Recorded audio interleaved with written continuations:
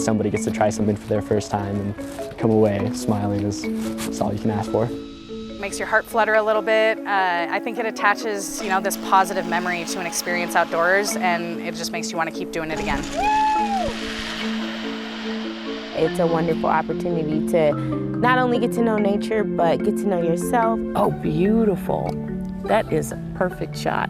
We are so blessed to be in a place where the amount of activities that you can do here is endless. 1, 2, 3. Let's get out there. Hey everyone, I'm John Goodwin, and welcome to this KGW special holiday presentation. Here in the Pacific Northwest, we love the great outdoors, and that love inspired this series, Let's Get Out There. The goal is to highlight ways for us to get out and enjoy the beauty of our region. For our first few adventures, let's head up to the mountains and see what our great peaks have to offer. All right, come on down. Trying something new starts with a first step. A lot of very excited participants, yeah, it's fun to see. A day on the mountain usually starts on the snow. Today we're on Mount Hood. We're about to go snowshoeing on the Crosstown Trail near Government Camp. Jennifer Wild is with the nonprofit Adventures Without Limits, or AWL. Our goal is to break down barriers to access in the outdoors and facilitate meaningful outdoor recreation experiences for folks who maybe face barriers otherwise. This is AWL's first partner outing with Pacific University's Unified program. The day starts with a welcome circle and safety talk. All right, well, we can get started. Unified is a Special Olympics program, and it partners students with disabilities with students without disabilities. And we're going snowshoeing today. Wait, Paul, look at me. Can you see out of your glasses right now? Yeah. I'm seeing a whole lot of fog and a whole lot of beanie cover. Most of these folks have never snowshoed. Sean Ludford is an AWL guide and a Pacific student. He got involved with Unified back in high school. People like Paul are what make this group so special. Paul, show your favorite dance move.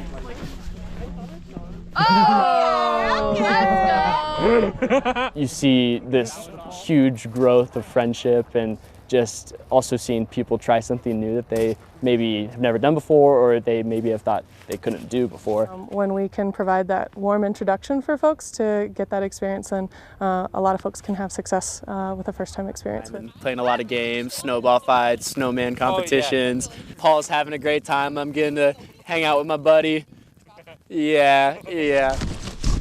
Adventures Without Limits also offers several community outings a year, open to all abilities who want to try a new activity, build relationships, and get outside. My journey into outdoor recreation started with an invitation, someone inviting me to do something or go someplace I'd never been before. And so if I can just continue extending that invitation to new folks so that they get the opportunity to experience all that Oregon has to offer. When somebody gets to try something for their first time and come away smiling is all you can ask for. On a clear day, the drive to Mount Hood never disappoints. Before Highway 26, covered wagons made the trip on much more rugged terrain on this last overland section of the Oregon Trail. It's very important for people to know about their past. Down the road at the Sandy Historical Society, history never gets old. To help people realize that, this is the way it was. Dressed for the occasion is Ken Funk. The Museum and Visitor Center in downtown Sandy preserves stories from the area's logging history to the Barlow Road, which it sits on. Barlow Road, that's our little section of the Oregon Trail. Before this road was established, the only way through the Cascade Mountains for the wagons was to be sent down the river on a raft from the Dalles. Named for Sam Barlow, the route avoided the Dalles but traded the perils of the river for those of the forest. A hidden trail in the trees today was unavoidable in the mid-1800s. Well, I know that there's the parking lot up there, that little turnoff off the highway, and there is a path that goes down. The Barlow Road stretches about 100 miles. Pioneers got to the pass only to encounter the infamous Laurel Hill. The trailhead is 2 miles west of the Government Camp Loop. And it was downhill from there. So it's a pretty good hike to get up here to the top of Laurel Hill, but imagine in the 1800s carrying everything you own in a wagon and having to go down here.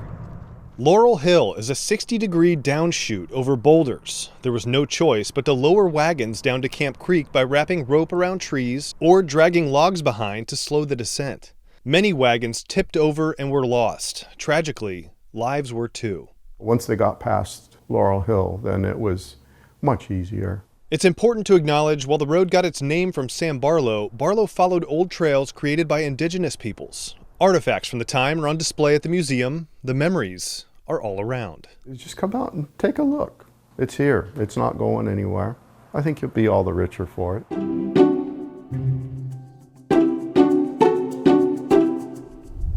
Morning light reveals majestic Mount St. Helens. 44 years after the 1980 eruption, the beauty here rises from the ashes. The viewpoints are plenty along SR 504 on the way to Johnston Ridge Observatory, the closest you can get by car on the north side of the mountain. Or at least it was. A landslide in May of 2023 took out the road to JRO. You can still get there, it'll just take a bit more effort. Today, the road ends where our adventure begins, the Hummocks Trail. It's just being able to see the aftermath and just seeing like how there's nothing left in what's been formed from the eruption, I think is really cool about this trail specifically.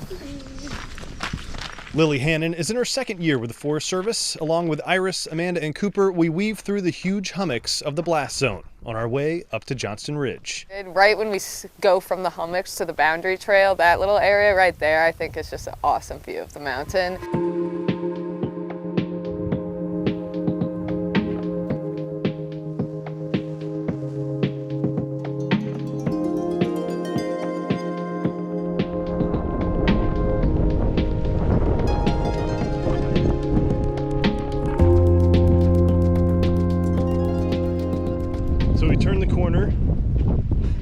Check out that view, man. That is incredible.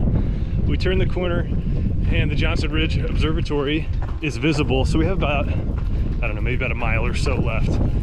This boundary trail is just amazing. Just to see the landscape, the volcanic features really, they're what stand out, but also the regrowth.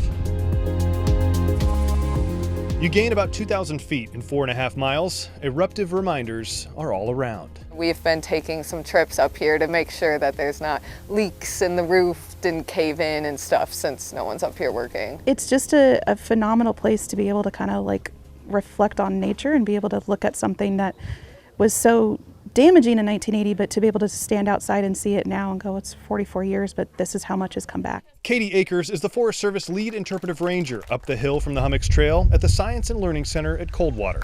It is a beautiful trail, and it really walks you through not only the volcanic landscape and the valley floor, and you're walking on the old side and top of Mount St. Helens that slid off, but then you hike up onto the ridge and you're looking at the pumice plain, and you're standing up at Johnston Ridge and you're looking at that valley floor, and that valley floor is roughly 600 feet above where the old valley floor used to be. The eruption blew away a cubic mile of earth and 1,300 feet off the top. An estimated 1 billion cubic yards of sediment is still on the mountain, enough to build a highway 1 foot thick around the world. Highway or trail, go as far as you can, so you can say, been there, done that, got the t-shirt. Bring all the essentials, come talk to us, we'll give you maps. We'll probably talk your ear off about rocks because we're really good at that, but also come and get directions too, because we'd love to help you and we'd love to see folks come out and experience this place. So the landslide that closed Highway 504 last year will keep the Johnston Ridge Observatory closed until about 2027. Now, if you're gonna make the trip up here, take some advice from the recovering landscape around you and go at your own pace. All right, guys. Well, welcome to Mount Bachelor Zip Tour. My name's Layla. I'm going to be one of your guides today. If you've never experienced Mount Bachelor in the summer, have they got something for you to try? It becomes a little bit of a quieter, smaller operation, but it allows us to create like a really incredible experience for people. We're going to put 1 foot in at a time. Someone's either super excited and has done skydiving, all the things, or someone didn't have any idea what they've booked for and now is totally scared. Corey Coggin is the Zip Tour manager at Bachelor. Yes, that's right. Zip Tour. The yurts are where you get fitted with your equipment, and then you actually do a demo course right here in the base area. There's 18 tours per day. Each group has a max of 8 people. A quick demo gets you comfortable with the gear, then up you go. They ride Pine Mountain Chair and you go to our mid-mountain area, and there's 3 zip lines that take you right back down here to the base. Mark and Nicole Winans are visiting from Tri-Cities in Washington. Gets me out of my comfort zone a little bit, which I need. Don't we all? Even if ziplines aren't your thing, you can enjoy the ride with us. And those views are unbeatable. The views here are spectacular. It's fun to see them as you go down. It's really not scary. I mean, the thought of it is scary, but once you do it, it's not scary. And my husband and I are old when we're doing it, so there you go. The first two zip lines are about 1,600 feet long, but the third and final one is almost 2/3 of a mile. That'll be us soon. Oh, God. It's fast, it's fun, it's exhilarating. Yeah, definitely this is the moneymaker right here. 1, 2, 3. Let's get out there. The vertical drop here is over 800 feet. Flying above the trees gives you a downhill trip unlike any other. When you get to be outside and do an activity that's outside of your comfort zone, that makes your heart flutter a little bit. I think it attaches, this positive memory to an experience outdoors, and it just makes you want to keep doing it again. It was fantastic, exhilarating. I like that they're really laid back, but they focus on safety, so you're never concerned at all during it. The last one, fast, really fast. Yeah, fast but fun. It was just awesome. Highly recommend it. As you can see, there's plenty to get into up in the mountains, but the inclines aren't for everybody. When we come back, we'll check out some more accessible ways to explore the Pacific Northwest. Welcome back. Earlier, we took you up to the mountains for a bird's eye view, but let's lower the elevation a bit, starting with the group making sure that everyone can find outdoor community in a safe space. Welcome, welcome. Before some of us get outside, first, we need a safe space. We have a lot of first-timers today. That's so cool. On a perfect day at Smith and Bybee Wetlands, this small group offers just that. And I just feel a bond with this place. Meet Pam Slaughter. Born and raised in Portland, she loves its beauty. Ready to head out, everybody? And she knows its history. Today we're going to talk about Black history, about what this area means to BIPOC and in the past, and then what it is now. We're going to talk about the wildlife that live here. Oh, beautiful. That is a perfect shot. People of Color Outdoors, or POCO, is an all-volunteer nonprofit. Pam founded the group after she was harassed on the trail. POCO is her way to support others and prevent it from happening to them. They now have over 5,800 members and host over 60 outings a year. Vanport was built specifically to house people, including people of color. So this is the first time I've experienced anything like this, where I've been to an organized event where there were a group of people of color outside. We provide a way for people to be together in a community, because the second part of our group is to provide community. Pam's daughter Ashley grew up in the outdoors. Now she helps run the show. I think it's huge for the community, and I think that it's a wonderful opportunity to not only get to know nature, but get to know yourself. But it's so peaceful, isn't it? Pam started a nature education program 3 years ago. Last year, she received a 9-month mentorship through the Adidas Community Lab. And thanks to their help, POCO could have its own facility in just a few years. No, he's down now, further towards the end. Oh, now he's on the other side. Now he's back up. He's hopping back up. The woodpecker owl is my first time seeing one. Oh my goodness. He's so gorgeous, isn't he? Pam's goal is always the education, but watching this community bond is what's most rewarding. It's not just to hoard people together, but it's to help people to reconnect and have that natural bond and have a deeper bond, and then find a way to help make things better for the environment and the larger community. I hope that they feel a sense of community. I hope they feel a sense of peace. I hope that they feel inclusion. And I hope that they learn something that they didn't know before. This was a great experience. Felt very welcomed.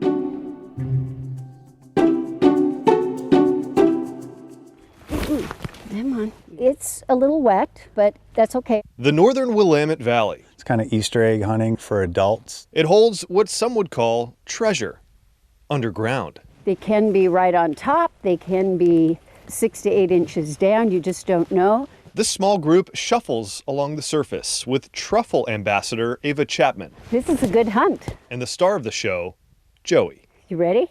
Her job, let's go find some, is to dig. Oh! Whoa, Jojo, come. Good girl. A truffle is an underground fungus. Yeah, right there. Someone dig it up. Think of a truffle as the fruiting body as if it were an apple on a tree.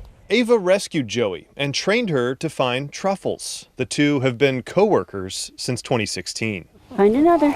Hunting with a canine isn't the only way to go. It sure makes it easier, and Joey is the quality control. She paws at only the ripe ones. It sort of is a walk in the park, but it's also can be a very muddy walk in the park.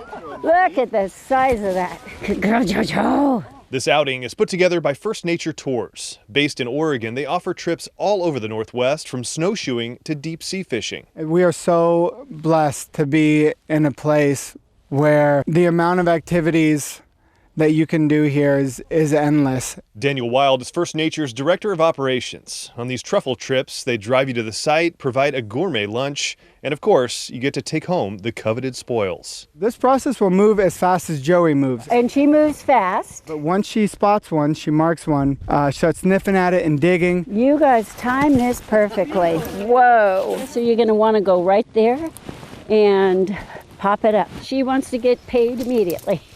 I didn't know what to expect. I knew we were going to go into some wooded, foresty area, and I was excited to see Joey, and Joey was just a boatload of fun. Watching a dog that has a job and is passionate about the job is just so cool. A unique underground scene in our own backyard. You know, what a beautiful thing to have this dog come into my life and just open up a whole nother world to me, not only underground in the mycology of the forest, but also in the friendship and community of other truffle hunters.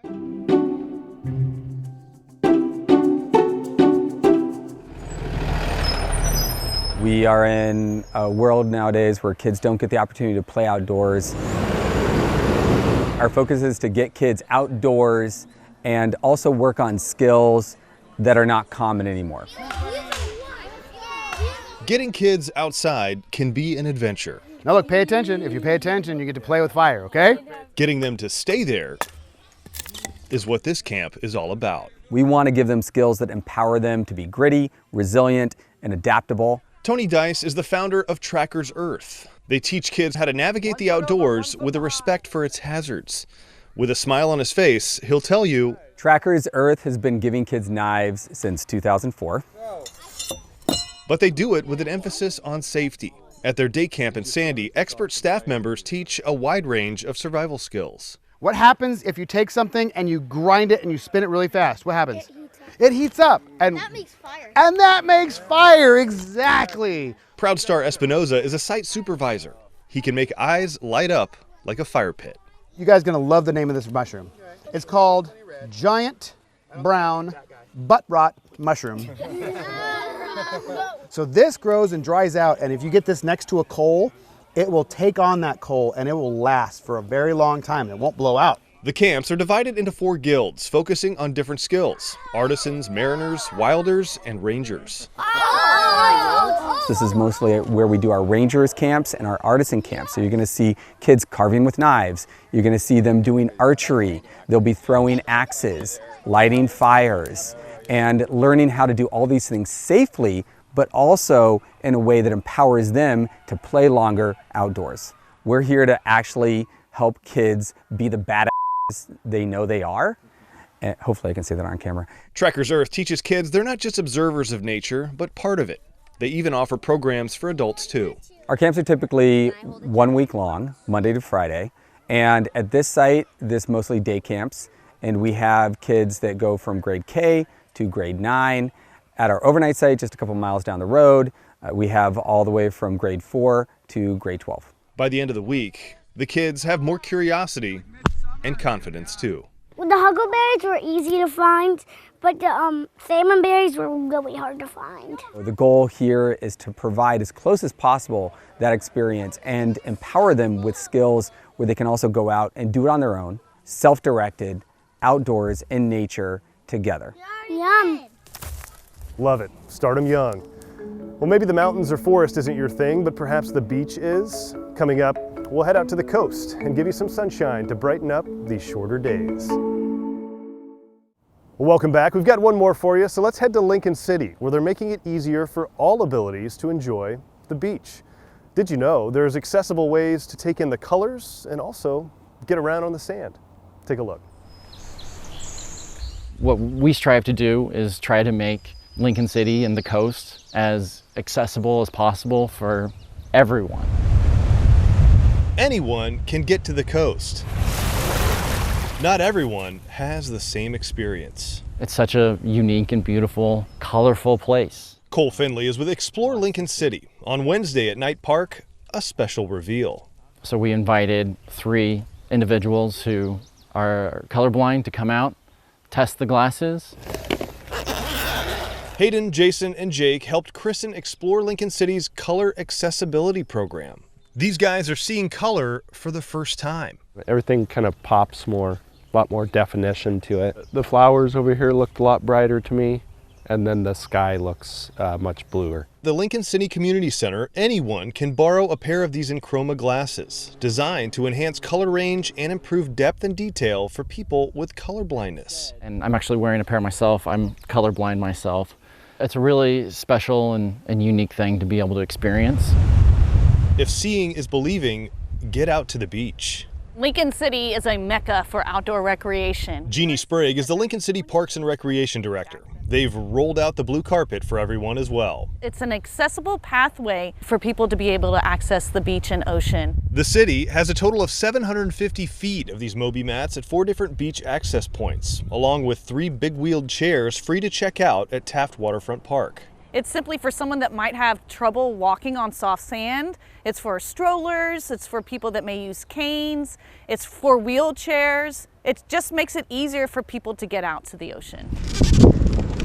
This is huge. My son has a terminal condition with a short life expectancy. Tracy Cahoot's family is able to enjoy the beach together thanks to the chairs and the mats.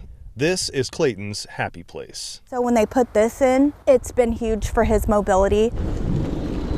Mary and her mom Phyllis are visiting from Washington. It is a beautiful day on the coast.